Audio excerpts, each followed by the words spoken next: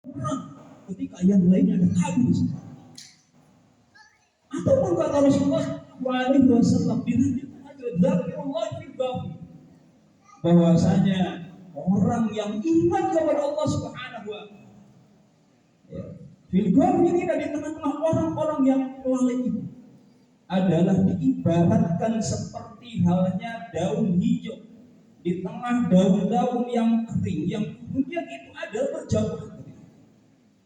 Ataupun dalam ungkapan yang lain Rasulullah SAW bahwasanya orang yang mengingat kepada Allah Subhanahu wa taala di tengah-tengah orang yang lalai itu, maka Rasulullah mengatakan yughfaru lahu, maka dia akan diampuni oleh Allah Subhanahu wa taala.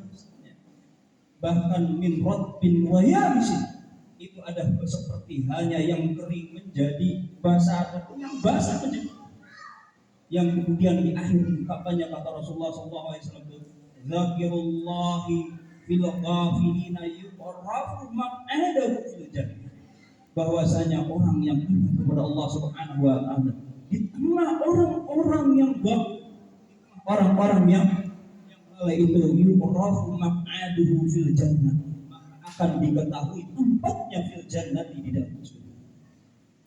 Hadis ini memang ditempatkan oleh Al-Imam Ibnu Rajab Al-Hambali itu adalah ketika membahas tentang membahas bulan Sya'ban. Ketika bulan Sya'ban itu diumpamakan oleh Rasulullah yang full nasu'an, ketika banyak manusia itu adalah melalaikan. Tetapi hadirin rahimakumullah, zikrullah itu adalah lain, tidaklah hanya dengan lisan kita ataupun qalbu kita. Maka kata Al-Imam Nawawi rahimahullahu ta'ala itu, maka setiap kullu amilin lillahi bita'atin fahuwa dzakirun lillah, maka setiap orang yang amil, orang yang dia itu beramal, bekerja, berjuang lillahi karena Allah, bita'atin dengan ketaatan kepada Allah, fahuwa dzakirun lillahi, maka dia itu adalah orang yang ingat kepada Allah Subhanahu wa taala. Ya.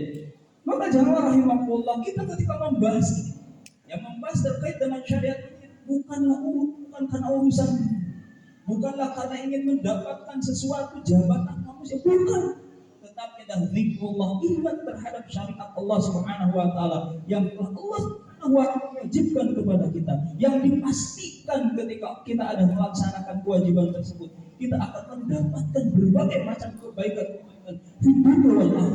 di dunia ataupun di akhirat. Maka rahimahullah, dan ketika datang bulan suci Ramadan, ya bulan yang tadi itu bulan yang oleh Allah Subhanahu wa taala diberikan syariat khusus yang namanya adalah puasa, yang dinamakan ada siyam as-shaum, yang kemudian bulannya dengan Ramadan, yang Ramadan itu secara makna bahasanya kan Ramadan ya Ramadan, yang artinya itu ishtadda harru, itu adalah sangat panas luar biasa. Ya. Yang disebutkan ya karena sangat panasnya luar biasa itu kenapa disebut dengan bulan Ramadan? Karena Ramadan itu adalah yuhriqul dzunub bil a'mal as-salihah.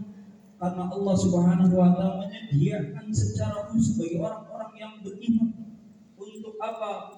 Untuk menghapus terhadap dosa-dosa yang dilakukannya bil a'mal as-salihah. Itu ada dengan amalan-amalan saleh. Maka itu adalah makna daripada.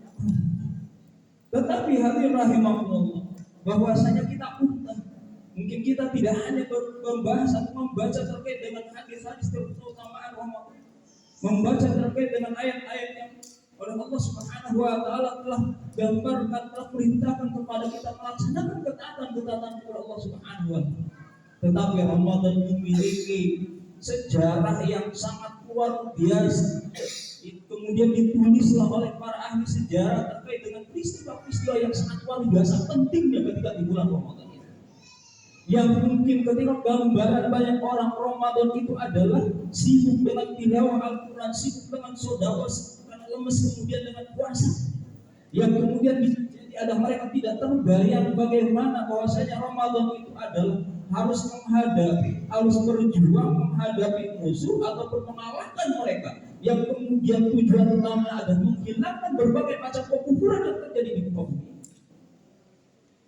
Maka jemaah rahimahumullah, mungkin kita pun ada tahu bagian sejarah penting di dalam Islam ketika Rasulullah SAW sudah tinggal di Madinah, yang kemudian hari itu atau peristiwa itu ada peristiwa yang akan mengubah terkait dengan posisi Madinah di tengah-tengah bangsa Arab ataupun di tengah-tengah dunia, yang kemudian itu ada memiliki daya tawar terhadap dunia itu, yaitu adalah peristiwa perang Badar itu ada terjadi pada bulan Ramadan itu.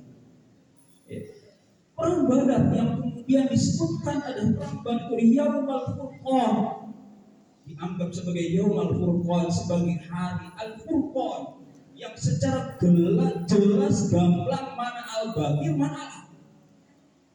mana itu adalah kegelapan, mana itu adalah cahaya. Itu adalah Al-Badar. Itu pada peristiwa perang Badar. Yang dalam catatan sejarah itu adalah mulai perang Badar itu ada disiapkan oleh Rasulullah SAW. Kalau tidak salah ada tanggal 2 atau tanggal 3 untuk persiapan keberangkatan yang puncaknya itu adalah mungkin di menjelang akhir bulan Ramadan, yang oleh Allah Subhanahu wa Ta'ala diberikan kemenangan yang sangat luar biasa, yang kemudian itu pun menandakan izah umat Islam, kekuatan umat Islam di hati Quraisy, yang ketika itu ada mereka sangat meremehkan, merendahkan terhadap umat Islam, apalagi terhadap Rasulullah SAW.